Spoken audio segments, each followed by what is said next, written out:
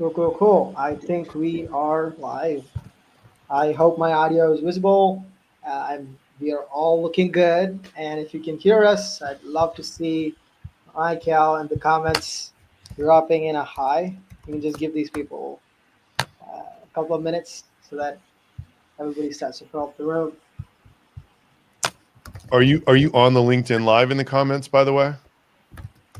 Yes, so I'm able to see the comments here inside of StreamYard. So it's going to be easy to just, Oh, okay. They flow into StreamYard too. That's pretty dope.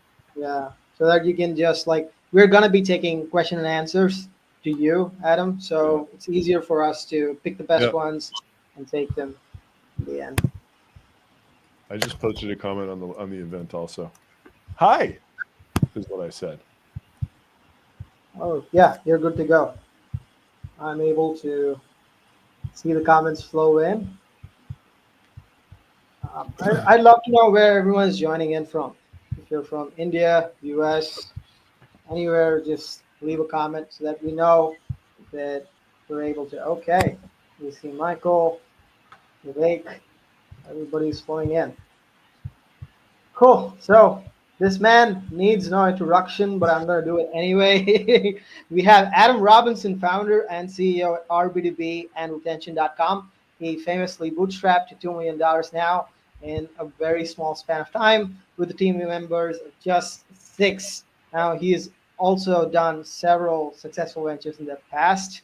And Adam, are you ready to take us to the top? Oh man, I'm ready to take you to the top. That's what Nathan Locke says, right?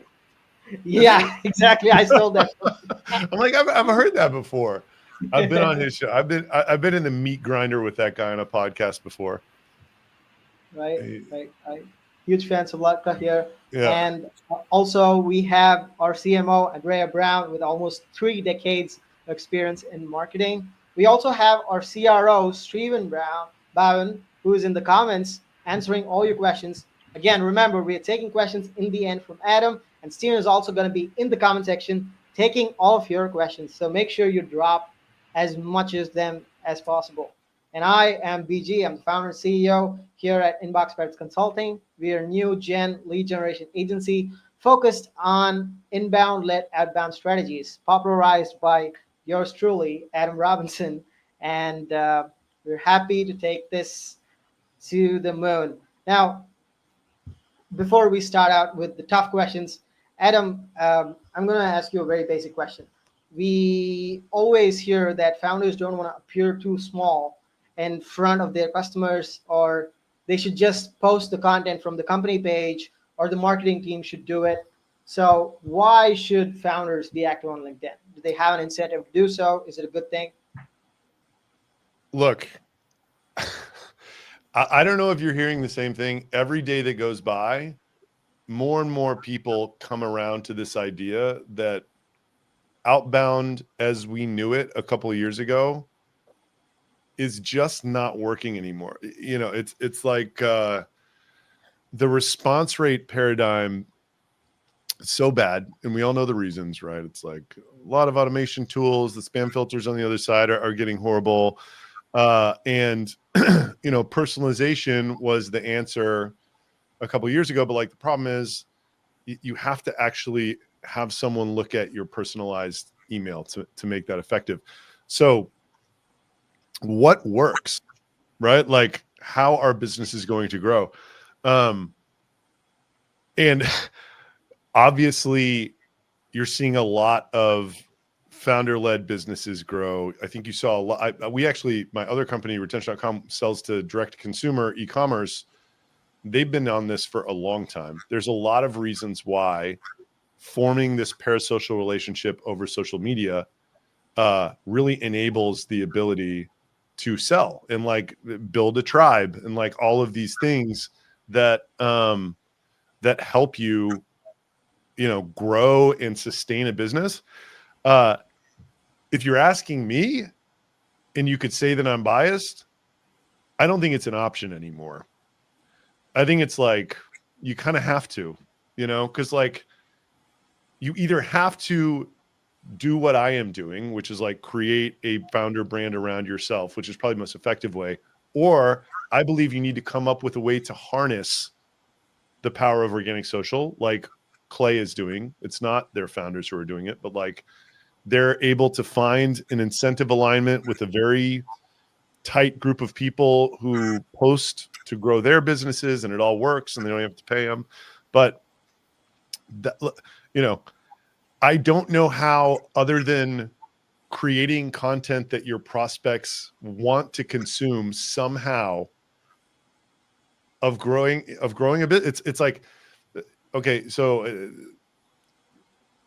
sales as we knew sales before predictable revenue, I think will always exist, right? It's like we have a target list of accounts, and then we're going to go take a guy to a Lakers game, and we're going to create this like social, basically reciprocation that will like make him enter our sales funnel, more or less, right? But like that's not that efficient. That certainly wasn't the motion that startups of the last 10 years were grown on. I mean, it's like, let's send out a bunch of cold email when we get product market fit. Like, let's scale out a massive sales and marketing organization, and let's keep raising VC funding to do that. So like, that's fine if that works. I just don't know if that works anymore. Right. So it might work a little bit, but like, it definitely doesn't work as well as what I'm doing. But you know what I mean? Like I've just never seen anything work this well, but it works the same as it does for Alex Hormozy and Kim Kardashian or whatever, right? Like it's Well, just, I agree. So the follow-up question is something interesting which you might want to take, which is the examples that you gave: Alex Hormozy, Kim K, Clay, RB2B. You sell to sales tech, right? Sales tech or MarTech. yeah. So is this possible for tools that exist outside of this ecosystem, especially if you have people that are active on LinkedIn, but they're not sales or marketing leaders? Is this going to work for something like that with a specific niche, like cybersecurity, for example? So I think, so I was actually, everyone I'm sure knows who Dave Gerhardt is. He literally wrote the book on what we're talking about called Founder Brand. I was on a panel on Friday with him and the CEO of Metadata for Demand 2024, and then two women who were CEOs of companies that have nothing to do with MarTech. 80% of their lead flow was Founder Brand LinkedIn content. Both of them were like, I'm totally obsessed with it. It's all I think about. It's like they view it as their job, and they're trying to figure out ways to take other stuff off their plate so they can create more Founder Brand content. What were the companies? One was, and I could see how this could get spun up and used against me, but like, one was a SaaS that helps companies manage parental leave, because during the 2020 and 2022, people got crazy with competitive benefits packages, and now actually dealing with that problem that they have is a disaster. So her whole company is set up to like make operations smooth through these parental leave things. And another one, they sell the e-com, and they do bridge. It's a company called Bridge. They do bridging online and offline data. So 80% of their pipeline's LinkedIn lead acquisition. So do I think today that it will work as well for somebody in some weird space as it works for me to actually generate leads? Probably not. Do I think LinkedIn is rapidly changing in a way where more and more people from different spaces are actually coming on the platform more and participating? I definitely do. I was very surprised that those other two women didn't sell MarTech and that they were on there saying that. And I think that's a sign of what's to come.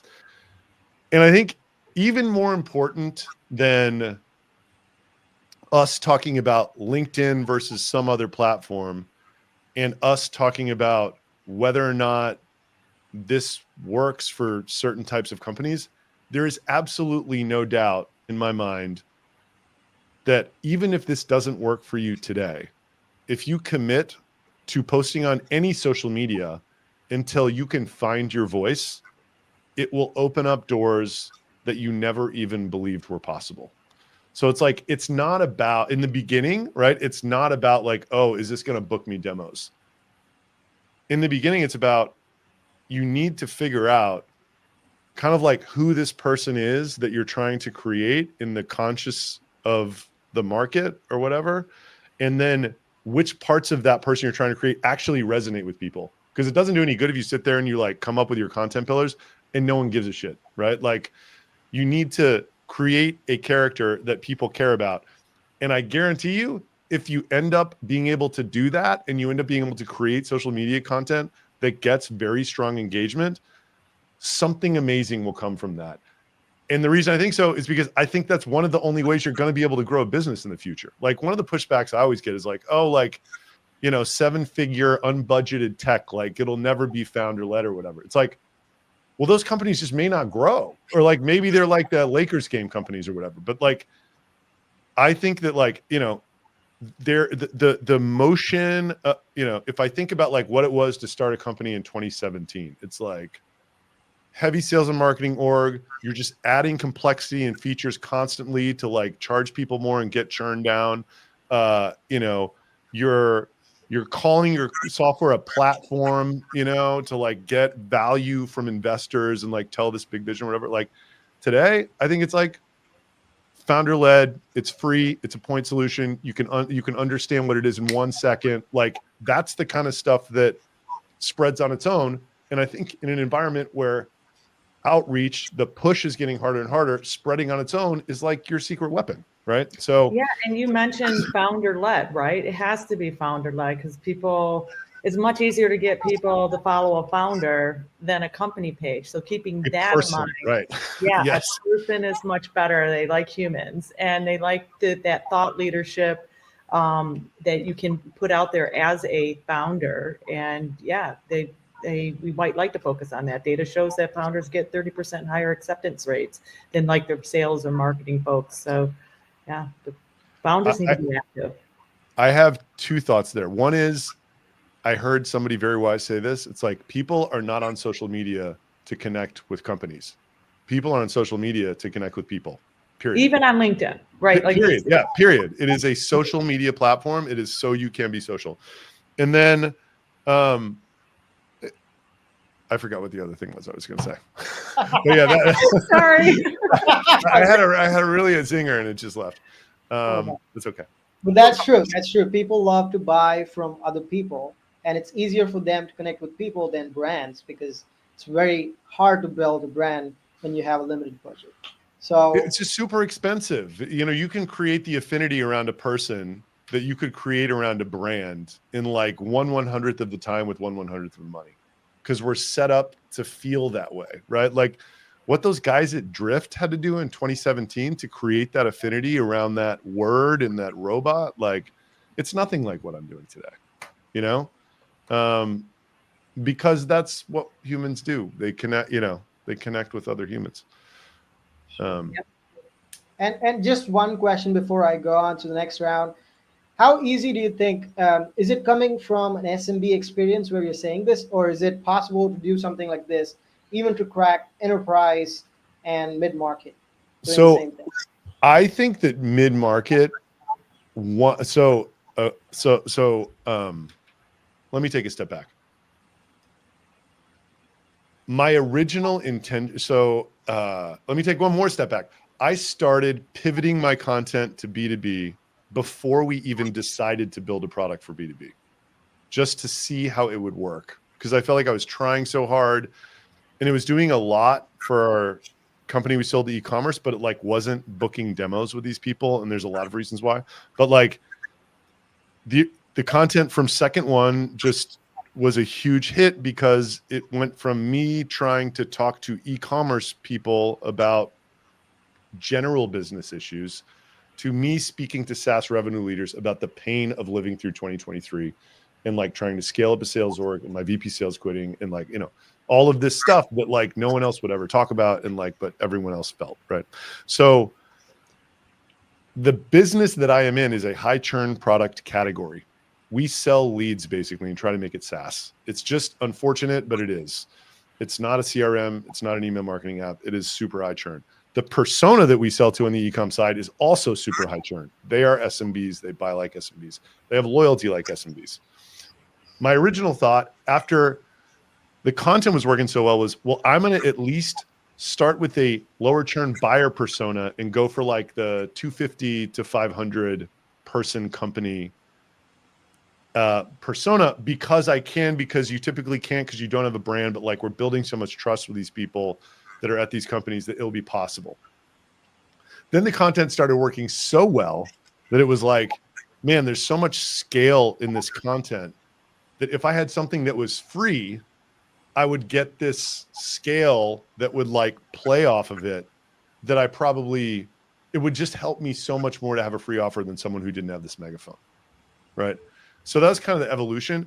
I absolutely think that you can go mid-market and enterprise with this motion in the way that the motion is very simple, in my opinion. It's actually, I work with this guy, Alec Paul. It's what he does for all the other CEOs he works with. I'm the only one who's got a freemium motion, but it's like in the beginning, it's outbound connection campaign to your ICP. You get them to accept, you post great content, you wait 60 days, you ask for a demo. It's 80% conversion rate because they think you're some sort of a celebrity, right? It happens to people. Once you get a big enough following, then it's inbound connection request, accept ICP visitors, ask them what caught their attention, post for 60 days, go in for a demo. So that motion works. What does that time frame look like? If you're starting from scratch today, a lot of people watching this, they're at, let's say, 5,000 connections, and most of them are people that they went to school with. So how long does it take people like them?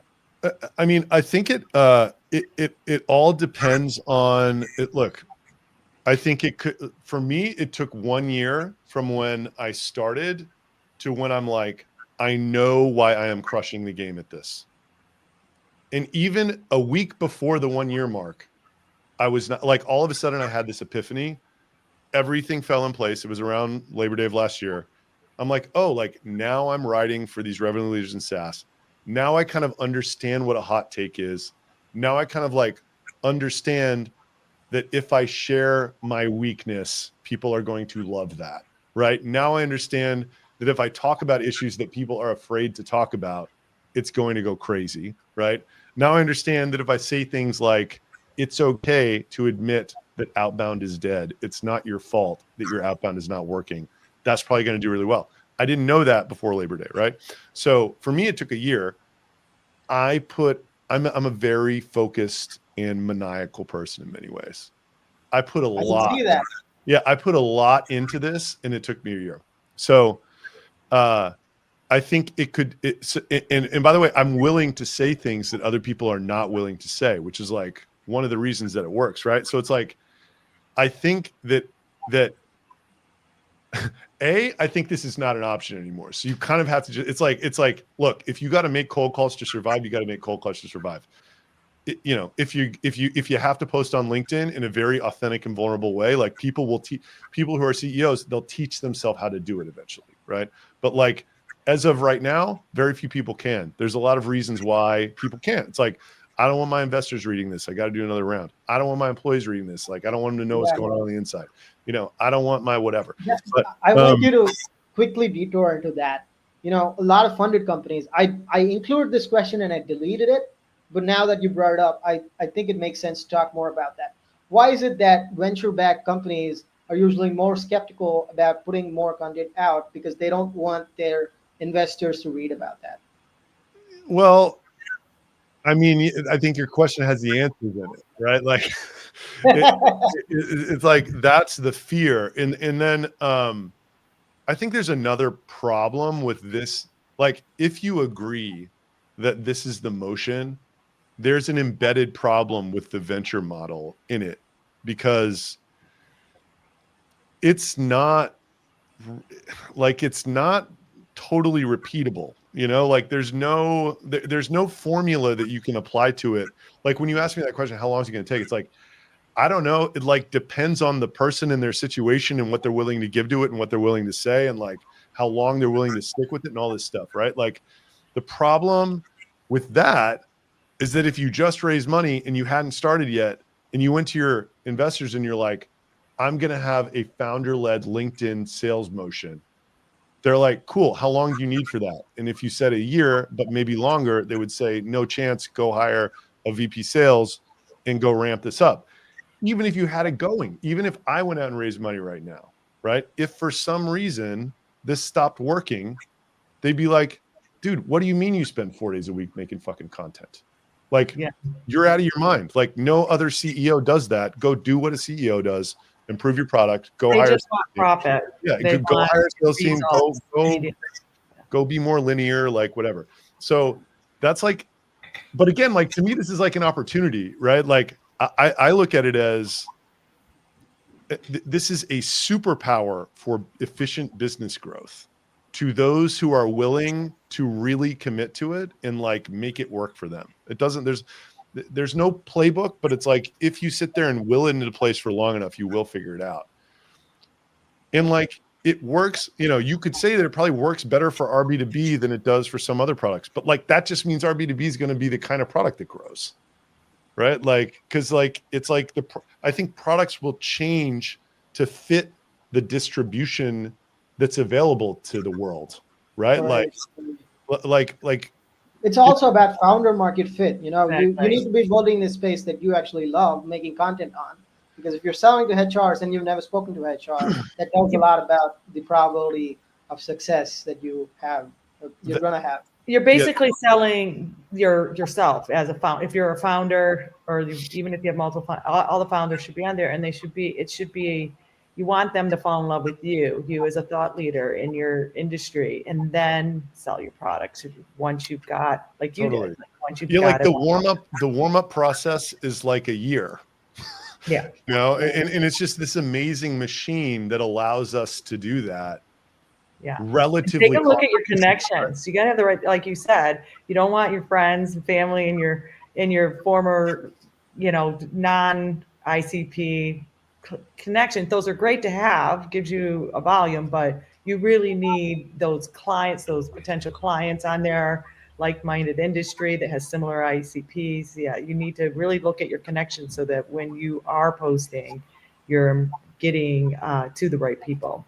Yep. And you can go, you know, I mean, if you're selling to SMB, this maybe doesn't apply, but like any kind of mid-market enterprise motion, if you connect to 10 people a day over the course of like a year and a half, like you'll be connected to, everyone accepts, like you'll be connected to most of the people that you want to talk to. Yeah. And like, you don't need 100,000 followers to make this work, you know. All you're looking for, especially in the beginning, is like a slow and steady inbound flow that you can just keep growing. Cause like, you know, it compounds over time, you know, for sure. And I heard one other thought there. I heard this somewhere. I think Russell Brunson said it. It's like, if you get in a position to where people are willing and looking to pay you for advice, then you can literally sell them anything. You know, I mean, you just give them advice that happens to include whatever you want to sell them, and like they're just gonna, you know, they're gonna eat it up. Yeah, they want your knowledge, right? Yeah, They're coming exactly. to you for your knowledge, and you just happen to have something that'll help them out. Sure, sure. Okay, let's hop on to the next round. Now, Adam, this is going to be a rapid fire round. So you cannot choose multiple answers. You have to choose one and you have to choose fast. So you're going live with the rapid fire round. If Let's you go. had to choose one way to communicate to your audience on LinkedIn, what post type would you use? Carousels, video, text, images. What do you think works best? I'm a video guy. I'm a video guy. I can elaborate on that if you want. It's less reach, but it's deeper connection, which is what I'm going for. Cool. So a lot of people on LinkedIn, and this works particularly well for us. I collected the top 15,000 ads on LinkedIn. Comment interested, and I'll send it to your inbox. This grew my connections to 15,000, and this works for a lot of people. But yes or no to such methods of increasing your followers and connections? I think in the beginning, there's so much power to having a certain amount of followers when people just look at you. Like things like that are a lot more important early on. I think as you progress, they become less important and you're more interested in like really who's this ICP that I want to see my content. Okay.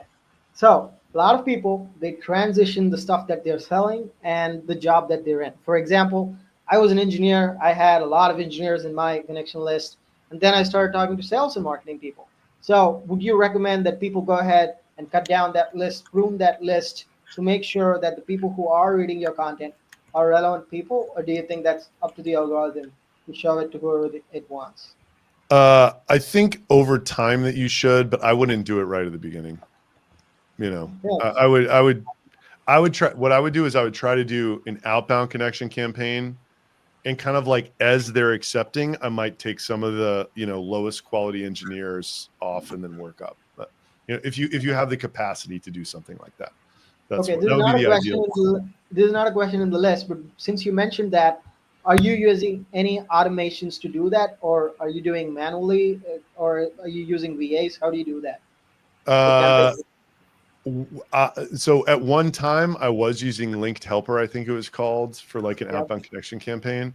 Um, I work with Alec Paul and Kyle Williams. Like they sort of handle this. We don't do outbound anymore because like I get so much inbound, but they handle going through the inbound and figuring out who they want to, Okay. have who's in ICP basically is what it is. Uh, Posting stuff more than once a day on LinkedIn, yes or no? I don't. Andy Muborn posts twice a day, and like he's got game. So for me, it's just like quality over quantity at this point.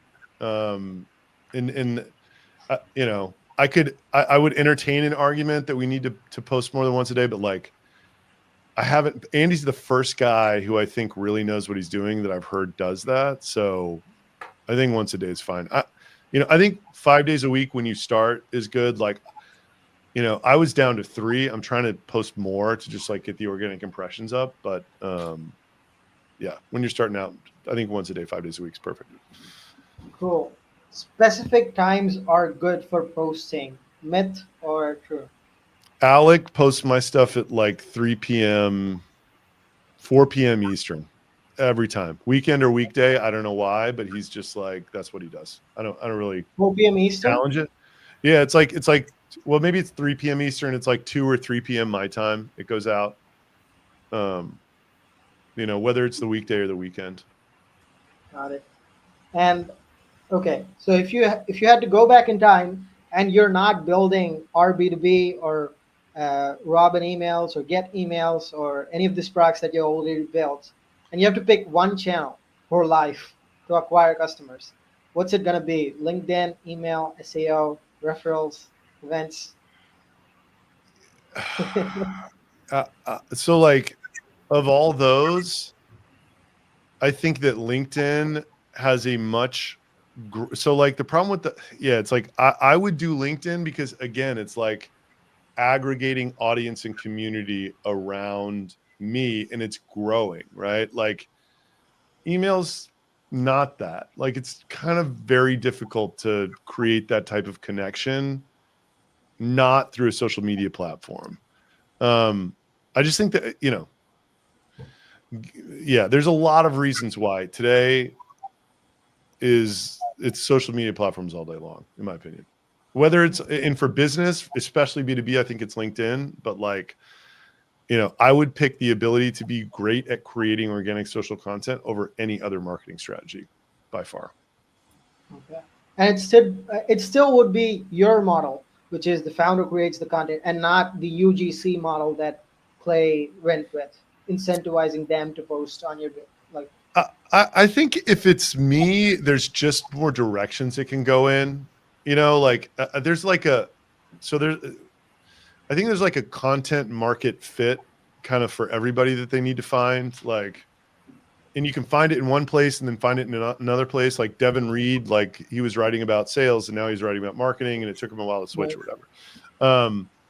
I think a UGC is just like one layer more complex than that, because it's like not even you. It's like you're trying to wrangle these people and get them to like write something that you're not even controlling. So, and it's just, yeah, it's like it works for us in a similar way that it works for Clay because it's kind of for the same reason and the same people. But like for instance, I don't think you could get Gong could get these people to like write about Gong because it Right. doesn't really fit into their workflow. So And it's yeah, also about the product. Like Clay was, the first of its kind, came out at the right time. yeah, Really good word of mouth. Like I talk about Clay even outside of LinkedIn when I yep, don't have an incentive to. So yeah, that too. cool. I mean, there's just a lot that goes into it. Yeah. Yeah. Okay. Would you ever use something like engagement pods where you trade like and comments in the initial parts of your LinkedIn journey? Have you tried that So in the past? Has it yeah, backed out? before I was working with Alec, when I started, I did that. And I think that it did help to like raise, it's kind of like the question like you asked about that like tactic to get 15,000 followers. It's like, I think that stuff in the beginning, if you're just looking to like make your number, like I think I had under 1,000 followers in September of last year of 22 when I started. Right. So uh I don't, you know, it's kind of like one of those things that's like, the best way to get your best audience is to just make the best content that speaks to them, that like sings to them. And like all of the other stuff, like it's just not the long-term answer, you know? Right. Like the long-term best answer is just be the best that you can for this audience. Um, Anything else is like, yeah, it might accelerate it a little bit. It could hurt you, who knows? But like, there's just a keep it simple, stupid way to do it. And it's like, write a great hook, write a great body, write a great close, and drop it. you know? And when the algorithm changes, make a better hook, make a better body, make a better close, and drop it. you know? Awesome. Agreed. Agreed. So, a word of caution to anyone who's listening in. I've had several people who had bad impressions after they started using engagement bots because you want to make sure that the people that are in that engagement pod, they need to be of your ICP, or at least they need to be connected to your ICP, or else you're kind of giving LinkedIn the signal that you want to reach more people of that specific job title. Now, I had a client who was connected in a design pool, an engagement pool of just designers when he had nothing to do with designers. So it kind of backfired really high. So yeah, like you said, a good hook, a good body, just keep posting great content, and you're gonna get there. By the way, this is a reminder before we dive into the most important session, which is we're gonna take Adam Robinson's best posts and get into his head on how he actually wrote these. But if you have any questions, please drop them in the comments. We're going to take them in the end, and we're going to start the decoding session. Ray, do you have anything to add before we start the decoding session?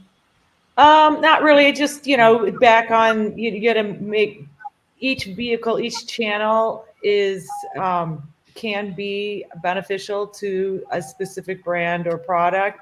So you just got to make sure you're on the right one that has your ICPs. And especially if it's B2B, it seems LinkedIn is that answer. Whereas there's other products and brands that may not work as well with because of you're not getting your ideal customer profile. Keep it in Cool. mind. Great. Cool. So we are going to put Adam's best post. So this is Adam's most liked posts, and the top three like posts that had over 10,000 likes have nothing to do with RB2B. It's just Yeah. business guru advice. So, Adam, you have changed your content strategy a lot, but Yes. this got the most amount of traction. So what do you recommend if someone is starting out, or would you do this today? What's going on in your head when you write something like, "Hey, do you agree that we should not be micromanaging our employees?" Or do you go ahead and just talk about your specific niche? What is your thought process behind that today versus when you wrote it 2 years ago? Yeah. So like if you look at my stuff from let's say April of last year, it doesn't look anything like it does today. I didn't know what I was doing, that kind of thing. So like I think it's like there's a well-known audience growth strategy and a known well audience growth strategy. If you're pursuing a well-known audience growth strategy, you're just going for reach and virality above in a big follower count. And you're probably selling generic services like ghostwriting LinkedIn or like something like that. and you're pursuing that above providing very specific value to a niche audience, right? So I didn't really know what I was doing, but my team was doing a lot of this kind of well-known stuff. Whereas like with Alec, and one of the reasons I switched to working with Alec is I would read Sam Jacobs' posts. I'd be like, I don't know why this feels different to me, but it just is what I want my brands to feel like, right? He just sounds smart. He's writing really compelling and interesting and emotional stuff. And it's not this. And like, I didn't really understand the game back then, but like it didn't feel right to me that like this type of stuff was the most engaging thing that I was creating, because it's like not really me, you know. I might have actually said that one on the left, but like it's not helping me engage revenue leaders who like care about But lead does gen. it bring in leads? Like if you post That something, that did not do any. No. So a quote that I love is like, having a bunch of followers on Instagram is like being rich with Monopoly money. Like that's kind of like what this stuff is, right? cool. So you shouldn't aim for likes from random people. Just stick to your niche, sound like an expert there, and give the most amount of value you can in that specific category. Is that good Again, advice? again, it depends on what you're going after. Like Chase Diamond is a good friend of mine, and Email marketing, Chase. he is trying to be well known, and that is it. He's like, you're trying to be known well, I'm trying to be well known, that's it. I look for viral content on Reddit and repost it on LinkedIn, et cetera, right? So he's like, all I care about is virality. He spends a lot of time in these like LinkedIn, the whatever engagement circles, like everything he posts. He has built engagement circles as a service, right? So that's his goal. I don't view that as thought leadership.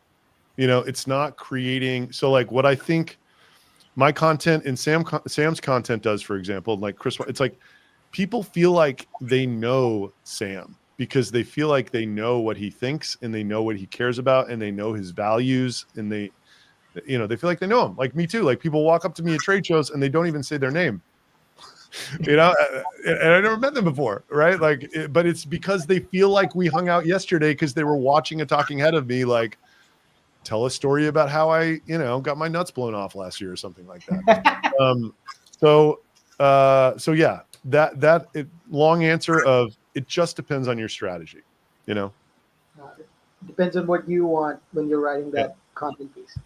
Okay. So, the second slide is about these hot takes that you've been doing. Now, you've had a lot of backlash for posting stuff about inbound led outbound. You mentioned that SDR teams don't work like probably 1,000 times, and a lot of SDRs as well as so many people have strong opinions against things that you're saying.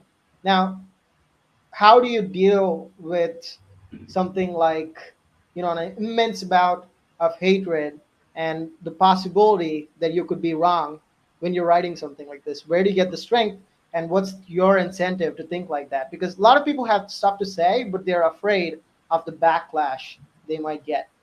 Yeah. So number one, it's what I actually believe.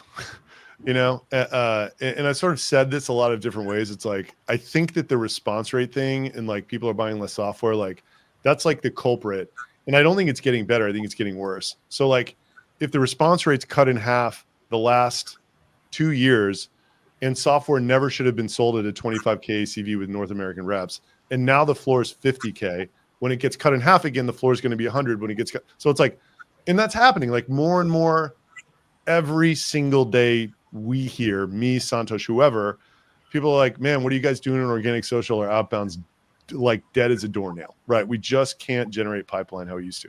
So, and like, I just feel like I was early to the game because it happened to people selling low ACV before it happened to everybody else. But it was very clear to me what was happening. It's like, we cannot sit these people in these seats and have them click how they were clicking before and have it work. It just doesn't make any sense. So, number one is you really have to believe it, right? You don't want to be out there saying inflammatory stuff for the sake of saying inflammatory stuff. That's not a good brand. That's not a good thought leadership brand. Your audience doesn't appreciate it. But if you have a polarizing view that you believe in that the world has not yet accepted, that's one of the best gifts that's ever been given in social media, right? Like, you know, if it's like kind of out there but not yet crazy, you Well, it know, like starts the conversation, right? It yeah. gives you, yeah, it gives credence and an interaction, and it starts the conversation, which is a good thing. And then anything that you say like this, it will bring up a group of people that hate you for it because their lives depend on it. You know, there are, I don't know how many tens of thousands of like BDR people in the BDR institution that like are certainly not happy with the fact that I write this, but like, look, it's my observation. Like if LinkedIn stopped working, I'm sure they would be saying that, you know, whatever, you know what I'm trying to say. Yeah. No, that's fair. That's fair. It has to be something that you actually believe in, which gives you the strength to go against the tide. Yeah. To have And a I think it's also, conversation. If they don't, you know, it doesn't have to be a fight. It can just be a conversation. right. And I think you need to anticipate that when you say things like this, there will be some people that call you an idiot and a moron or whatever else. The nice thing about LinkedIn is that people are generally really nice on LinkedIn relative to other social media platforms. So it's kind of like a respectful you're an idiot that you get. And I'm fine with that. You know, like it really might be hard for me. Like if I was on another platform and people were really coming at me hard. But like, that's just not my experience with this stuff, you know. Got it. Okay. So, how do you get your first set of fans on LinkedIn? Now, I've had this in the past where you're a part of Pavilion and I'm a part of Rev Genius, and there are these communities where I see these people in person, and mostly that's where the engagement starts, and then they are connected to more people in the industry, and that's how we get most of our likes, and that's probably how I grew. I was a part of SaaS Yacht Club, Rev Genius, a lot of members of the Pavilion. So, how important do you think that plays a role if no such community exists for that sub niche, or like how do they go about getting their first set of likes on LinkedIn or comments?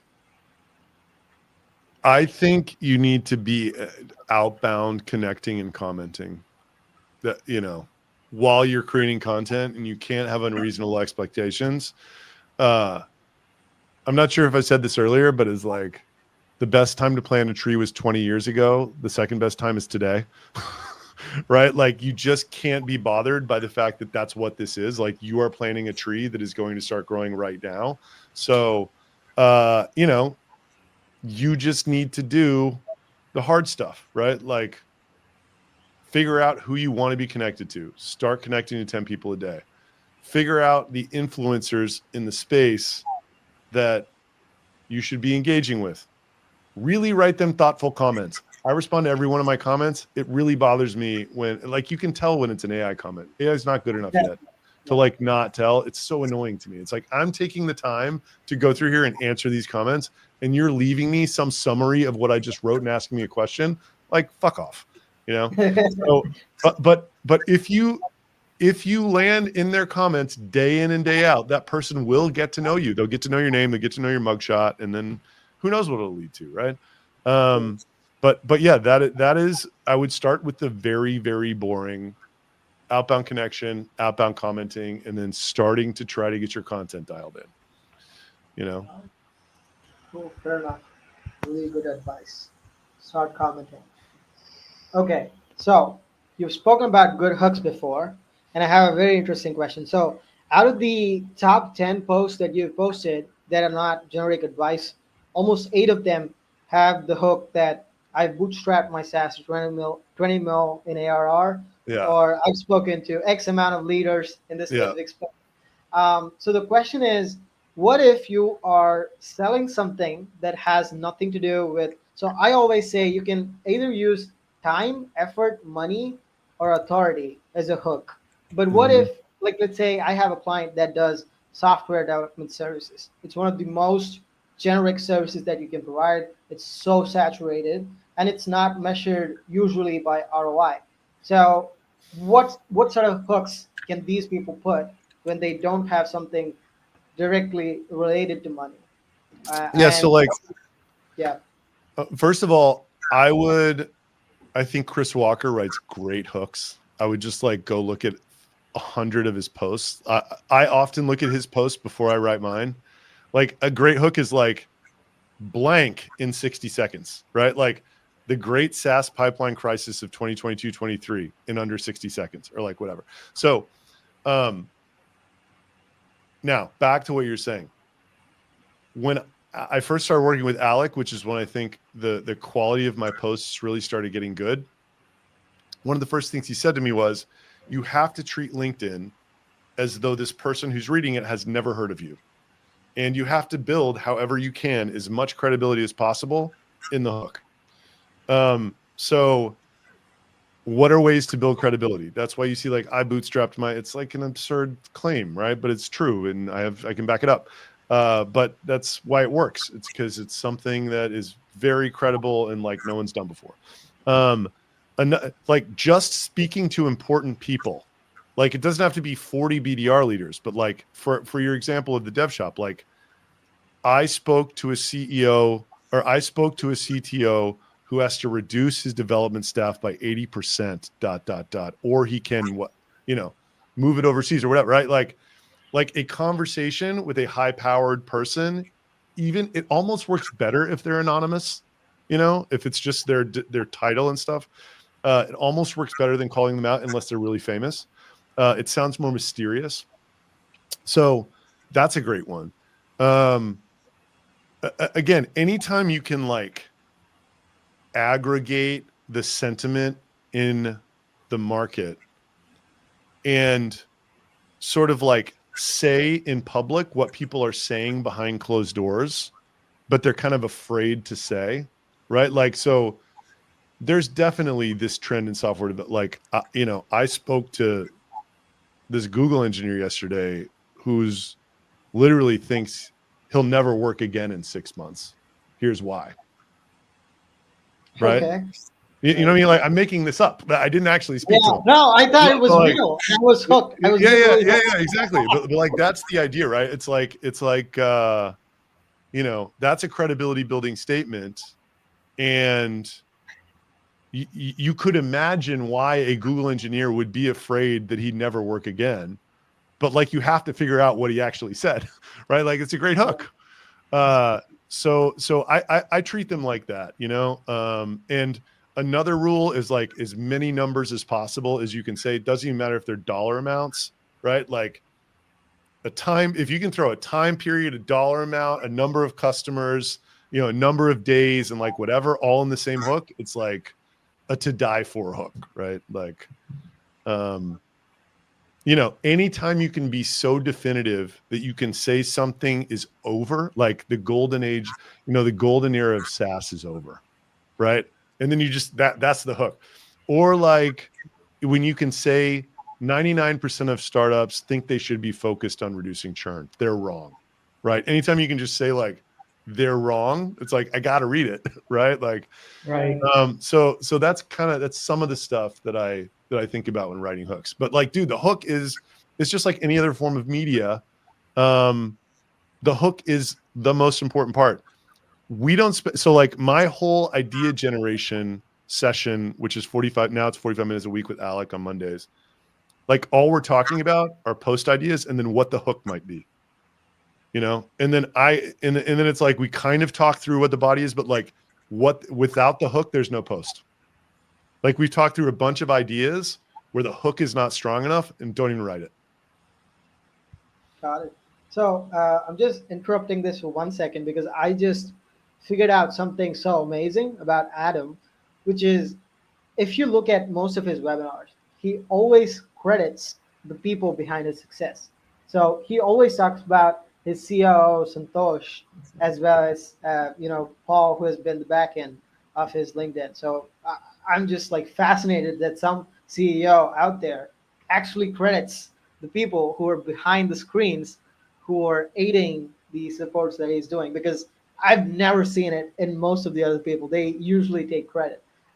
So yeah, that was just like totally out of the blue. It was not planned, but yeah, I think that is amazing, Adam. I really wanted to point it out. Well, I'm So flattered.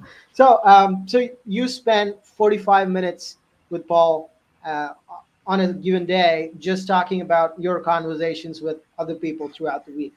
No, Is that how yeah, you? yeah. So it's not only that; it's just like kind of like it's kind of three things. It's like what can we write about in the context of what we wrote about last week that worked or didn't work, conversations you've had, what's going on in the work in public front, and then which of our three audiences have we not hit in a while? You know, I got marketers, I got salespeople, I got founders. So it's like kind of all of that combined with like what's happened recently that's interesting is what we're talking about, you know, and like what else we have coming basically, you know, we're running like a couple weeks in advance now. So Awesome. So the last question. Well, we're gonna have Q and A after this, but the last question I have for Adam is: you recently posted the results of your thought leadership ads. This has been the core focus of what we've been doing at Inbox Pirates because we started out on a very small scale on what you are doing with RB2B, and just having this access to thought leadership ads has changed the game. Like I published a case study with Nathan where we were able to close 23K in pipeline with an $80 ad budget. Like that's how it was compared to anything else because like the CTR was greater than 11%, which we never yeah, got on a normal image plus text post. So I'm curious, like you run it now. What do you think about it? What are your thoughts? How do you think this is going to transform paid media and LinkedIn at least in the yeah. foreseeable future?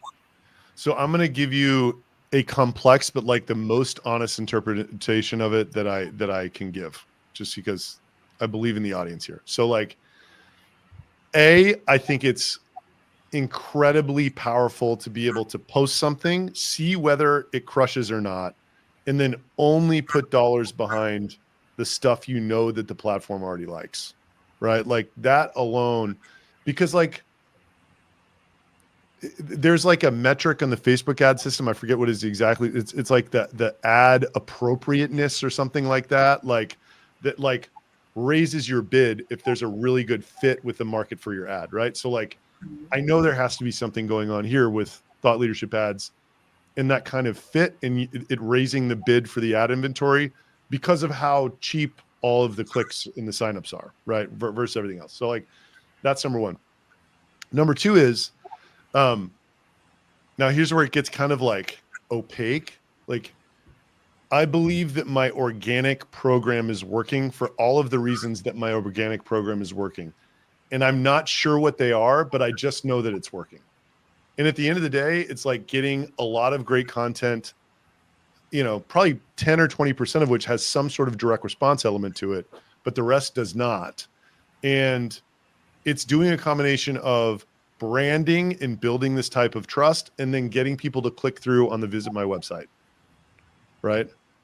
So it's working so well that I just want to continue to amplify it. Right. Like with the amount of time and effort and money I'm spending on it, it's like, so the approach we took was like, okay, let's spend $10,000 the first month and just see what comes back. And then I think kind of on like the worst possible metric with an ad program that's not optimized for that metric, which is a click through conversion to free sign up for us. That's costing us like $70. And we have a 10% conversion rate.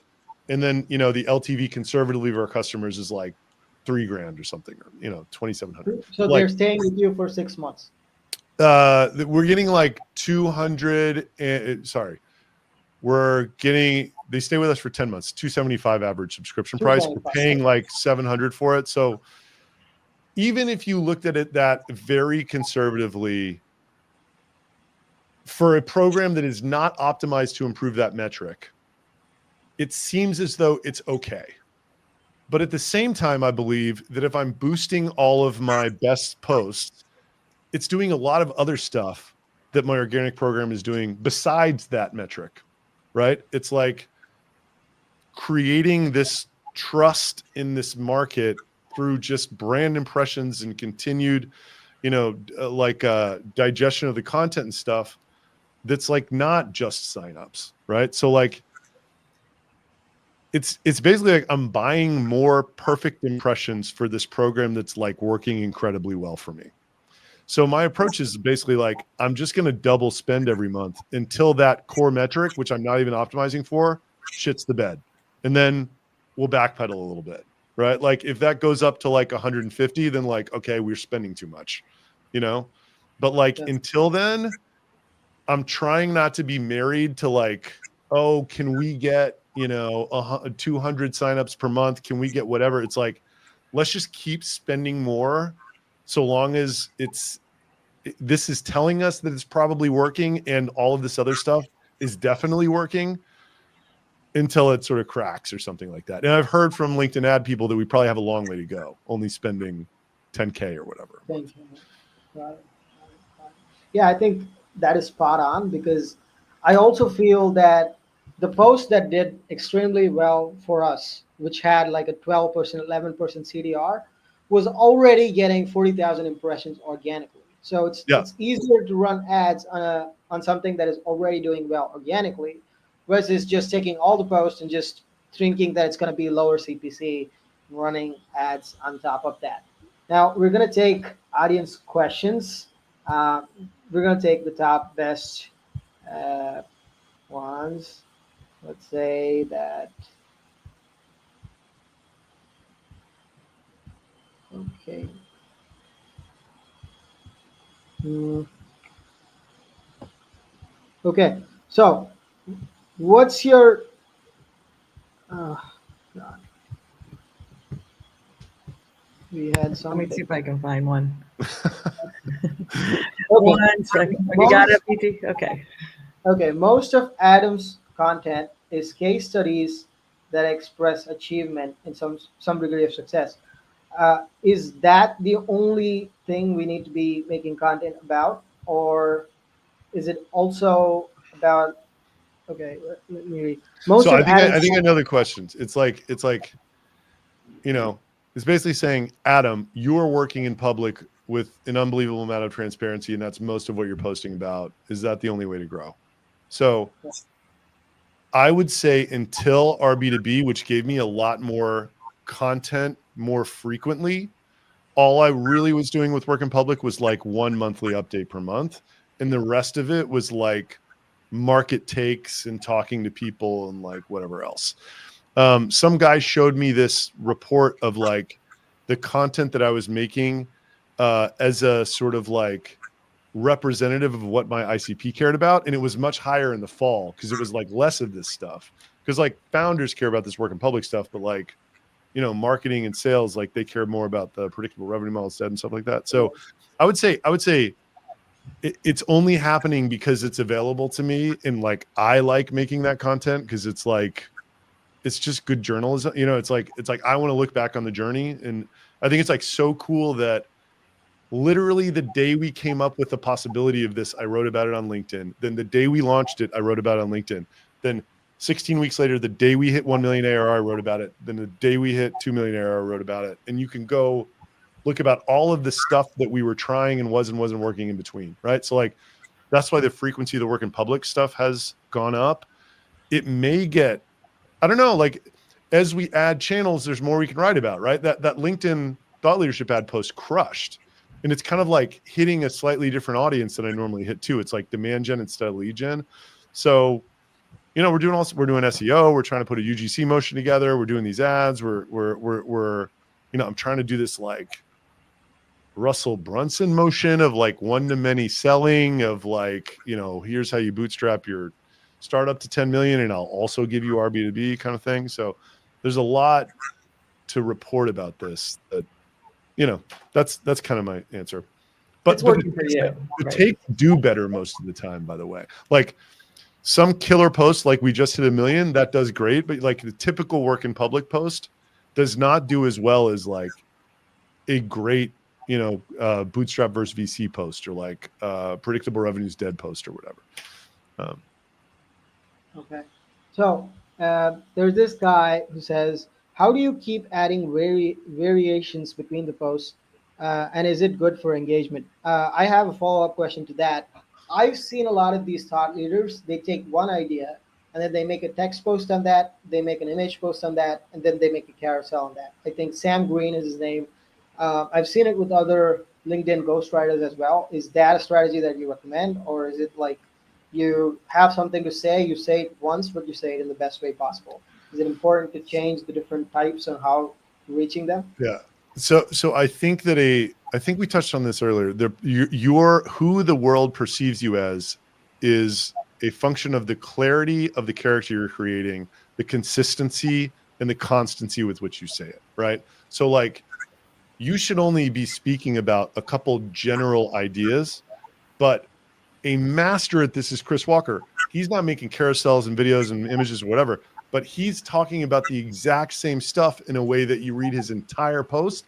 And until you finish it, you don't realize it's the same shit about attribution he's been talking about for 5 years. That's how good he is at it, right? So like that's the game. I think that like Sam Green's way is just a framework of playing the game, which like sure that's going to work, but like the reason it works is because you're talking about something that is reinforcing this identity in the mind of the market over and over again, right? Like the real master would do it in a way to where it's not that formulaic, but like whatever. I'm sure that that works, you know? So, okay, someone has asked if a founder is from a different industry and starts a company in a different domain, why the buyer audience would resonate with them, with the person on LinkedIn. Like, I kind of get his post. It's kind of related to what we went through earlier, which is like fundamentally, if you've been if you had a previous company that's sold to a specific set of people, how do you gonna restart and start resonating with the new set of audience? The same way you'd start the first time. It just sucks. It sucks to start over, but like maybe you have to, right? You know, Devin Reed, I brought him up. He like wrote for sales and then he became a marketer and he had to like start over again. And now he's crushing it writing for marketers. So there's no shortcut in that regard. Unfortunately, I wish there was, but there's not. But that's what Okay. makes it work so well when it works, right? Like it's not easy. Okay, the last question. What are your thoughts about assisting your content with AI? I saw this coming. I don't know how we didn't see this question coming. What are your Yeah. thoughts about assisting your content creating process using AI? I feel it makes the content more generic and monotonous, but it's also easy and tempting to use a tool like ChatGPT to cook up a post. So I think the answer to that question was in the question itself. Right. If I agree with you that ChatGPT makes it, you know, sort of blah and generic, and that's not what people want. You know, my approach is like maximize the humanity, maximize the authenticity. If it's got typos, that's kind of good sometimes. Like it needs to be about emotional experience. It needs to be about your perspective. It needs to be about your actual experience. And like, yeah, like Expertise. it's not about it being easy. It's about it being good, right? So, and what makes it good? It's good because it's original and it's new and it's provocative and like it's you, right? Like it's an amplified version of you. And ChatGPT is not going to give you that. It's just not. Maybe if you wrote 10,000 LinkedIn posts, you could train a ChatGPT to write a post when you gave it a killer prompt. But I Are haven't you even doing that? no, I haven't even done that yet. I tried to get someone to make a one for me, but it's just no. I read all my own stuff. I think it's, you know, I think that was like a very easy thing that like people thought, oh, Chat GPT, like it can like make me post on LinkedIn, but like really the good use of it is like these very repetitive, mechanical customer support jobs. And like the founder brand content, it's art, right? Like art is interesting because of the perspective of the artist and really no other reason. And ChatGPT does not have perspective, right? Like that's just a reality. It's generic. Mm-hmm. Cool. So I think that's it with the questions for today. I just want to quickly plug in an offer that we have for people who stay till the end. You can get your free audit on your LinkedIn content. We will make sure we go into your LinkedIn profile, see the funnel that you have for your specific website, SaaS or B2B service, and make sure that your content is steady for the next 90 days and it covers topics that you actually want to cover with your ICP. You'll also take a look at your LinkedIn ads. So if you want to go ahead and do that, you just have to go to inboxpirates.com/Cal, and we would do that for you. Now, it has been more than a pleasure having Adam Robinson and Andrea on the webinar. So I'm just, yeah, thanks a lot for staying till the end, Sanchit. It has been amazing talking with Adam because I have so much to take back home. I'm going to chop it up and put it into different YouTube shorts. Amazing. Well, Thank thanks you, for Adam. having me. I got to bounce. Take care, guys. It's been great. Awesome. Bye. Bye. Thanks again, Adam. Bye, BG.